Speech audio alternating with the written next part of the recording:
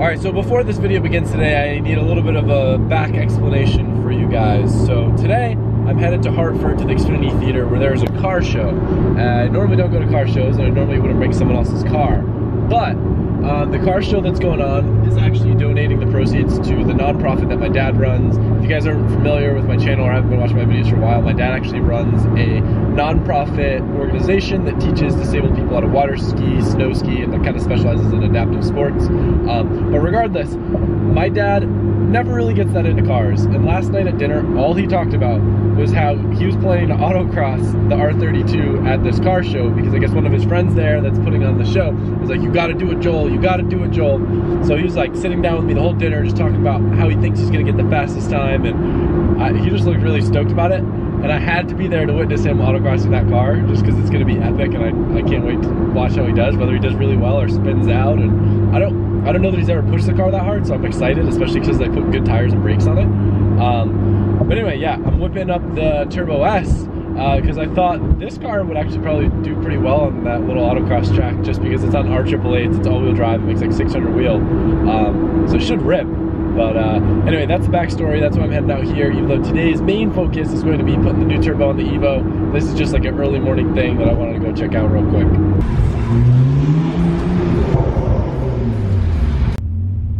And we're going.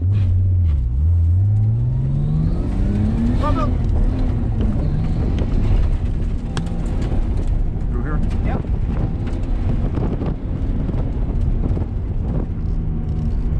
Into the box. Then stay to the outside. Go through the double. Through the double. Stay out. There you go. Come up. That's it.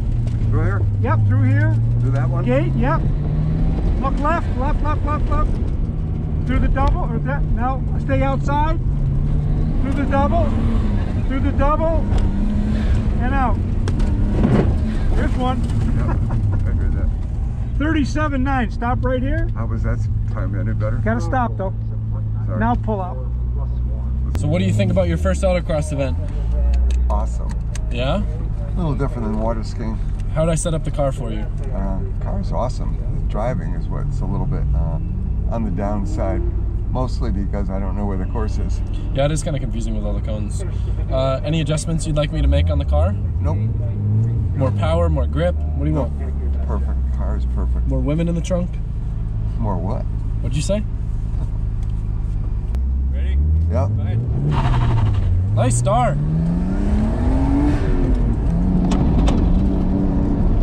That way. Oh. You just go. And then go through that box and to the left.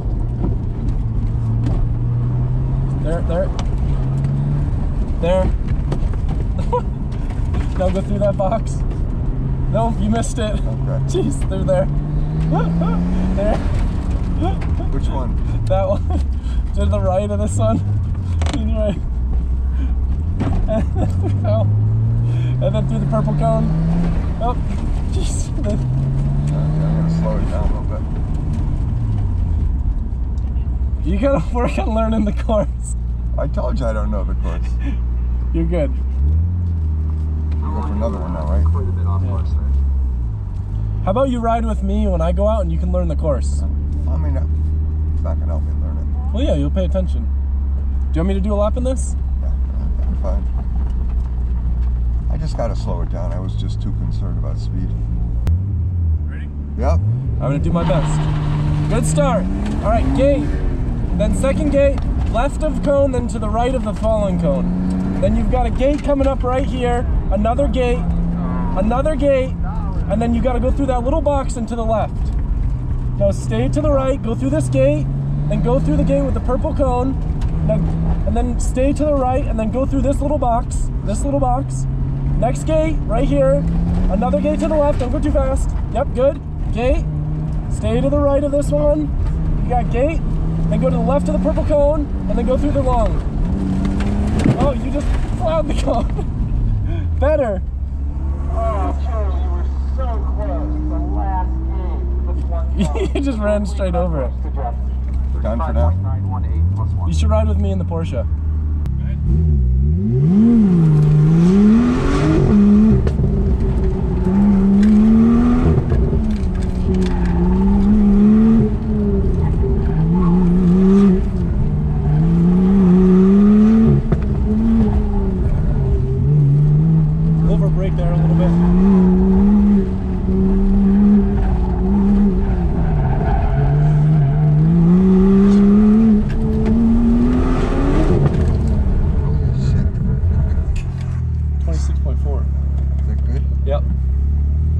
better too. Adam in the Porsche 26461, but you got one. That cone is not back in the box. Is that like one of the top scores? It would have been, yeah. But you got one cone? Yeah. You ready?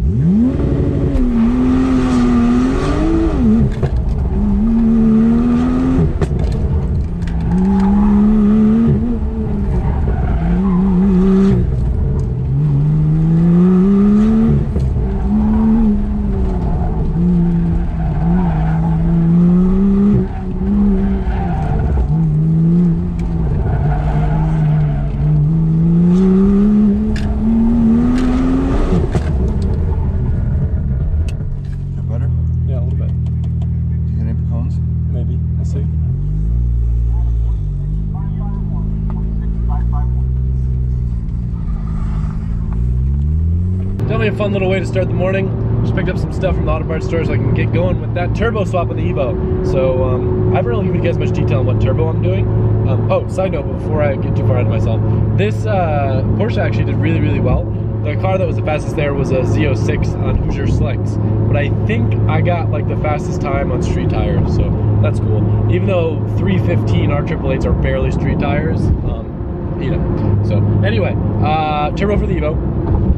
I'm gonna show you the turbo, talk about why I chose it, and then hopefully you guys will agree with the direction that I'm taking the Evo, and hopefully I made a good choice. But it is kind of a surprising thing, for me at least. Alright, so time for me to explain my turbo choice for the Evo. This right here in my hands is a brand new OEM Mitsubishi Evo 9 turbo. This is what I have on my car. I have a rebuilt Evo 9 turbo. These flow out to somewhere around like 400 horsepower on E85, make a ton of torque, and it's probably one of the best options to go with. This is for your Evo, I'm assuming? Can I talk shit? Sure. Okay. What? Yeah, it's for my Evo.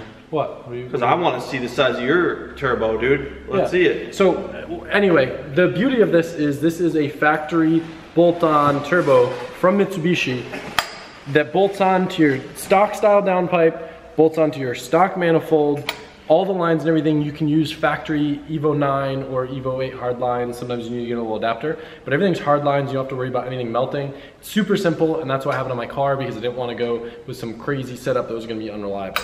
So, what do you think I did? I'd say this is the perfect turbo until this little company came out with. So this is the most popular turbo that people bolt onto Evos. This is the FP Green. Why I went with an FP instead of doing like a Garrett or something aftermarket. Again, simplicity. I wanted to be able to keep my stock manifold. I want to be able to keep the downpipe that Justin made me. And it's not a stock manifold, it's a nice one from MA Performance. But we get to retain all the factory lines and everything, and we'll flow out a little more power. Let me see. But, what? Oh, wow. Yeah, that's why I need a different intake. So, here's the thing. The FP Green, I think, got discontinued for a little while, and they remade it into the FP54 Green, which makes the same amount of power, which is like what, like in the 500s usually, like maxed out? Yeah. Something about that. But they made it even more responsive, so it spools up faster. So this is the FP54 Green. However, it's journal bearing, and I was about putting a journal bearing turbo on a car when everything I have is ball bearing. So I paid a little bit extra, and they were actually able to custom make me, I don't know if this is the only or the first one they've made, probably not, but this is a ball bearing FP54 Green. So I don't know that anyone has these on a car, but I would assume it's probably gonna make somewhere in the 500s. Very quick response, probably the quickest response for an option like this. It's all billet, center and everything? It's nice. That's insane. This is pretty rad, right? That's a sick turbo. So for like an OEM like bolt-on option, because I do kind of want to keep the simplicity factor with my Evo. I don't want it to turn into a race car because that's what the yellow one's supposed to be. This should be a good option. It should spool pretty close to that stock turbo that I had, but not fall off as much, and a little bit less of kind of snap torque to hopefully make it a little bit easier to pull out of corners without getting traction issues. So that's the logic behind my decision. Would you approve? You're very picky about decisions. I mean, I don't know. I can't even say that I approve. I want to feel it. I've always been curious. Remember my Evo 8 that I bought had an FP, but I had like stupid cams and stupid intake manifold, and I couldn't even really feel it. So my Evo in Australia has an FP Green on it, but it's the old one. And it was good, but it was a little bit too laggy for me. That's why when I learned about the FP54 green, I was like, maybe that will be better. And then once I found out that I could actually have them make it ball bearing, I would like to think that this is going to be the perfect turbo for my car and to hopefully beat you in a race. Because I think if I can make, well, see, it's hard because I think EFI's dyno reads low. I want to, if you can make Tommy's car feels like it makes over 600 horsepower on every dyno that I've ever felt, like butt dyno wise. So I don't know if that's going to make 500 butt dyno or if that's going to make 500 EFI dyno. Let's just say, let's just shoot for EFI. If I can make 500 horsepower on EFI's dyno tomorrow, which is when we're going to tune it, it will beat the GTR. You heard it here, folks. The gearing's shorter. All right, so here's the car's definitely lighter. Here's my, all right, can I say my thing? Yeah. Okay. You have a 2.5 built in your Skyline with a 3071. Okay. Which is clearly bigger than that turbo. Okay. You make 600, let's just say whatever. You make whatever you make. Okay. That car is probably the same weight as your Evo. Is going to make more torque. Is going to have less threshold. Is going to have more torque and power down low. I think you need to make 550 on your Evo. I know the gearing. On the EFI dyno? On the EFI dyno to beat the GTR. So you think I need to make 50 more? Because I think, you see, the problem is everyone thinks, oh, well, if he can make 500, it's a slightly lighter car. It's not that much lighter. I love the way my car. But the thing is, I have so much more outside of the turbo than you will have outside of the turbo. So I think you're gonna need more peak. You get what I'm saying? Oh, it doesn't matter if we're both in boost when we start. If we're brake boosting starting, the rest is irrelevant. But I mean, it's still at 3,000 RPMs. You will still should make less power than your RB25. I understand what you're saying. You know what I mean? So that's where my confusion comes in. I'm not saying you're gonna win or lose. My theory is 550. You will beat me. 500. I'd like to see what happens. I think even though your engine is a 2.6 and mine is a 2 liter, I think I will make the same horsepower as you and I will have more boost at a lower RPM. Okay, what do you think you'll make for torque? For torque, like overall? Yeah, because I don't know how that works. Like I can't even fathom. 450. Oh, so you'll make more torque than my GTR. Yeah, so the way, like I've looked at the graphs of the FP54, the ball bearing, I don't know how that's going to impact it. Hopefully that's just more of a reliability thing. That's kind of my logic. The torque on them is usually kind of like goes up and then just flat lines. And the power curve is basically straight up the whole way, and maybe for the last 500 RPM, will flatten out. Just flatten. So if, with that being said, it'll be interesting because I don't know. I can't figure out 4-cylinder versus 6-cylinder. I don't have no experience with that. So if you look how easy all the access is to all the turbo stuff here. The simplest way to do this, we're just gonna pull this radiator out and then we can get access to everything. So I'm gonna drain the coolant real quick and then I'll start working on that. That's good, thank you. You just leave it. I took it right off. That's fine. All right, so really the only thing that I have to do this turbo swap is pull the radiator out. So I already got that done.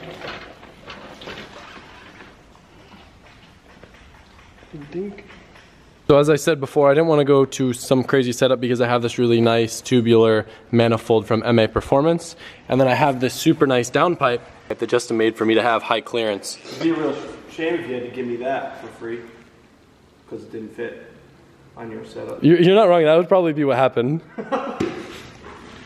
Except I'd charge him because he charges me for everything. Fuck you. So Tommy, you know how like the first step in like every tutorial ever online is like, unplug the battery. Yeah. So I was like, nah, we ain't gotta do that. Let's look at what he's working here. How close are you to that post on the starter? Let's just say I learned my lesson. I look over and I see Adam curled up in a ball on the floor and I'm like, what happened? And he's like, something happened. I said, did you touch a starter? Because I have done it before. And then it started going and he just ran away. So I had to grab it with dikes and pull it off. You made me sound like a girl. You were literally like, even though you were standing, you were still in like the fetal position somehow. He just turned around and covered his ears and hunched over right there. And shit was just sparking, wasn't he? He said, make it go away, make it go, please stop. That's what he said, please stop. It was bad, but I mean, it's whatever. He disconnected his battery. It was funny, good time.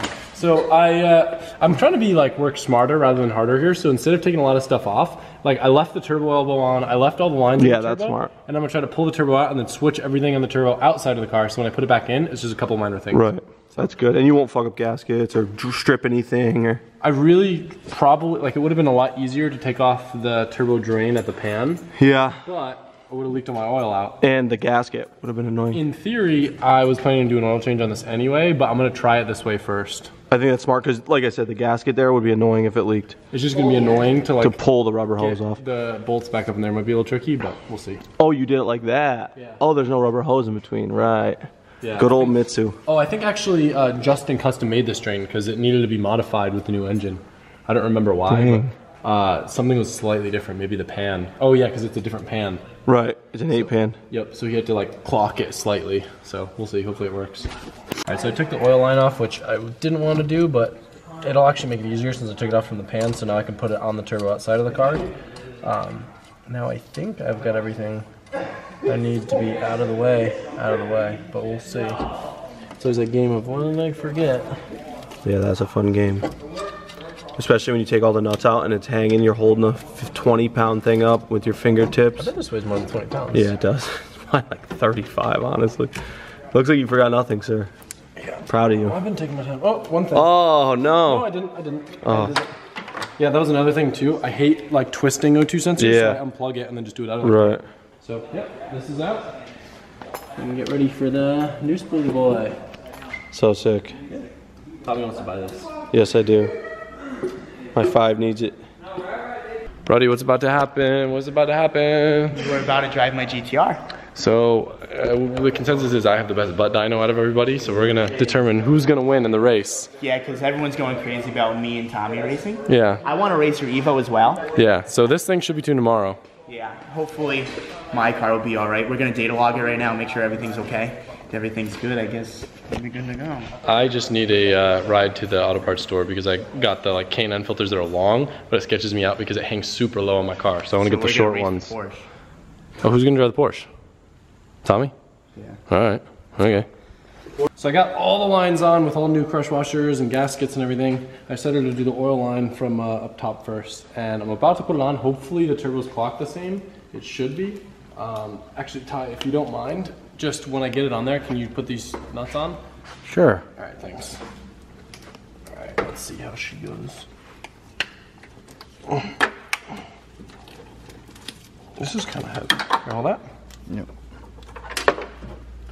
Oil line, steady seal.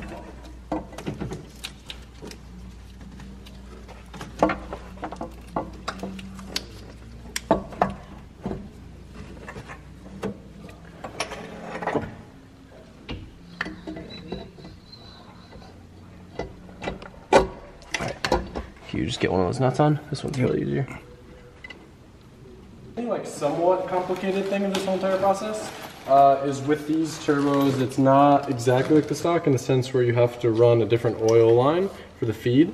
And I believe this is like their restrictor. And if you don't run these, you can definitely damage the turbo. So I don't really know how to run this. They probably have instructions somewhere. But it came with a couple different banjos, so I assume one of the banjos, it's got like a little longer one, will probably end up on the block, and then the other one will be on the turbo. I feel like the shorter one will probably go on the block. So probably go like this, and this guy. I guess it will go some like, nope, that's a big one. So maybe the short one? No, okay, so this one probably goes down like this. Let's get all that heat sleeving because this is going to have to go on top of the turbo and then probably point back. And I'm going to have to route that line in a way where I won't get damaged. It's a little long, yeah. Yeah, I wonder if it's intended to go down. And wrap around or something? Yeah, like kind of like that. So it doesn't kink? I don't know. I'll look up online and see kind of if they have any wish. Or maybe go like... Yeah, go like that. That's what I would think. Yeah, but then there's not really A little like slack. Yeah. And I could clock this a little bit closer and squeeze it in there. Or I could come up on the block side. Either way though, it'll be relatively the same, but I feel like this is... Alright. She's back. I think I did everything. You don't like my music? Hate I music. think I did my tattoo. Oh no shit. Yeah. True story. So what's left? Nothing? I think all I gotta do is put fluid in the rad and... Fluid in the engine? Yeah, and oil in the engine, and I don't think there's anything else. You need engine fluid. Yeah, some engine fluid. Do you have a funnel cone for Funnel cone. or funnel cone for the Funnel cake? Yeah, funnel cake for the engine fluid? Renegade all of it. It should start right up. It's a MAF car. I mean, it's not really changed that much. Ooh, I got a nice gash in my palm. I had to cut this coupler to make the intake work with the new side of the turbo and get everything cleared. A little gash. Ooh. Not too bad. But just if you can check for leaks, I know I'm gonna have to add a little bit of oil once the cooler fills up, but it should start right up. Maybe it'll have a little squeak. That'd be cool. That'd be cool. I'm just gonna cold start redline it. I was like, wait, what? Dude, it'd be so fun to be like a YouTuber that was so ignorant that they didn't care and they purposely cold start redlined every car. You're describing Christopher Rudnick. He's done that with a car. He has a car, a Civic, that he cold start with his pedal to the floor. Any fuel leaks or anything? There shouldn't be any. I didn't touch any fuel. Nope. So one thing that people say to do when you have a new turbo is prime it a couple times to send oil to it before you start it. So I'm going to do that just by turning it over a couple times without it actually cranking on.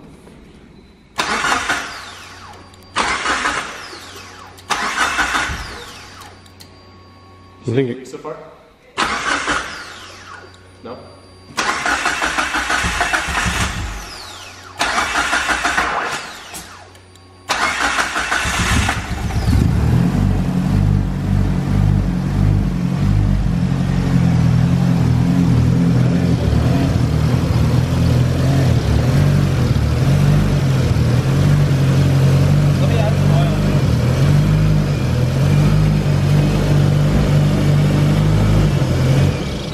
Did you unbolt something from the fans? What's up? Did you unbolt something from the fans? No, that's always been like that. Okay. Yeah. So I'm probably going to need to add a little bit of oil. Is the tune safe to go full throttle down the street? I mean, I have an AFR gauge so I can watch it and roll into it, but I'm not going to full throttle. Yeah, so need about a quart more. Thing smells good. You want to get it off the lift and back it out and let it fill up the coolant and shit? Oh, I hear it.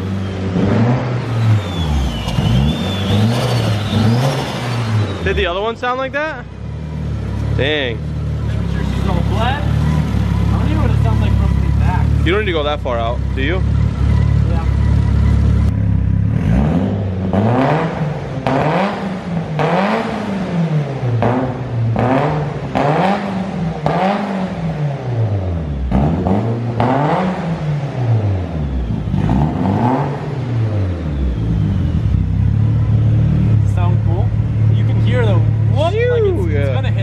Yeah. I can tell just by revving it. Look at the tap. Ready? Right around there. It just starts to want to rip. Hit about 4 pounds revving. Really? Gonna go for a quick test drive. It's actually one of my few cars that's closed loop to where it will probably be okay to even rip on this thing pretty hard. But I'm just gonna kind of coast around and just get a rough idea of how the turbo feels without really going full throttle. I know this isn't gonna do it much justice, but check out how spooly it already is in first gear. Literally not much different than that stock turbo I had in here. That was my biggest concern. Again, since this car was supposed to be a responsive backroad car, it might have seemed a bit weird that I'm putting a big turbo on it, but this is a small turbo upgrade. And I thought if I did lose any of that instant torque, if anything, the delayed, kind of more linear power would kind of help with a more track-focused power band, because ideally to have full traction, if you want to be floored at the unlimited power, you'd want flatline torque, so you're not putting some sort of ridiculous torque strain on the tires at one random part, because that's what makes them light up, even though we're all-wheel drive still. With how responsive it was before, I was very worried that I was going to lose that and miss it, but when you guys see me roll through the gears, you'll see how ridiculously responsive the setup still is.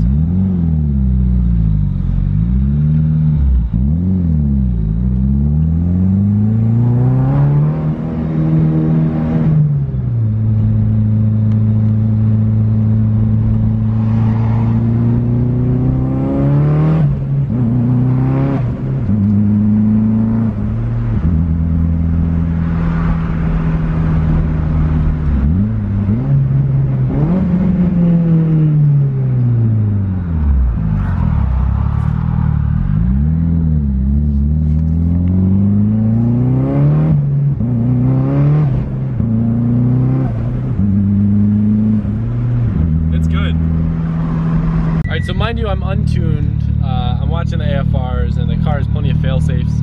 But as of right now, without being tuned, the best way to explain it is the same kind of low RPM spool as the Evo 9 Turbo had, but instead of all the torque just hitting right away, it kind of is more gradual. So you still have like the same amount of boost and low RPM, so it's not like it's just dead and then hits. Still has that gradual build. It just isn't a whoop, it's like a whoop, if that makes sense. We'll see when we put it on the dyno. We'll be able to compare it back to back since I actually did a baseline on EFI Logic's dyno. This thing's pretty rad. All right, I was helping Rudnick out with some boost leak issues, teaching him how to do a boost leak test. But now, after a nice, productive day, I really like doing stuff that's kind of like stock / OEM because everything just bolts up, all the gaskets work, there's no real custom stuff, it's just kind of tedious. So I enjoyed working on cars today, which isn't a usual thing. Normally I don't like working on cars, I just like driving them. Tomorrow, hopefully, fingers crossed, we'll get it tuned, see what it makes for power. As you guys know though, we always run into stuff when it comes to tuning, so we'll see, but fingers crossed, everything's there and we're ready to rock. So, and a casual reminder, I've actually had that turbo for a while. I could have done it with the fresh new engine build, but I wanted to run the new engine with my same old turbo just to keep things simple rather than throwing so many variables out of that once. So that's that, and I will see you tomorrow.